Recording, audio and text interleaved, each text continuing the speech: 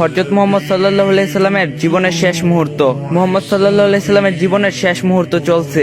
হঠাৎ সেখানে একজন লোক এসে সালাম দিলেন আর বললেন, আমি কি ভেতরে আসতে পারি? ফাতেমা রাদিয়াল্লাহু বললেন, দুঃখিত, আমার বাবা খুবই অসুস্থ। ফাতেমা রাদিয়াল্লাহু দরজা বন্ধ করে রাসূলের কাছে গেলেন। মুহাম্মদ সাল্লাল্লাহু আলাইহি সাল্লাম বললেন, কে সেই লোক? ফাতেমা রাদিয়াল্লাহু বললেন, এই প্রথম আমি তাকে দেখেছি, আমি তাকে চিনি না। নবীজি সাল্লাল্লাহু আলাইহি সাল্লাম বললেন, শোনো ফাতেমা, সে হচ্ছে আমাদের এই ছোট্ট জীবনের আবাসনকারী ফেরেশতা আজরাইল। এটা শুনে ফাতেমার অবস্থা বোবার মতো হয়ে গিয়েছে। রাসূল সাল্লাল্লাহু আলাইহি সাল্লাম বললেন, হে জিবরাইল, আমার উম্মতের কি হবে? আমার উম্মতের নাজাতের কি হবে? জিবরাইল আলাইহিস সালাম বললেন, হে রাসূল, আপনি চিন্তা করবেন না, আল্লাহ ওয়াদা করছেন আপনার উম্মতের নাজাতের জন্য।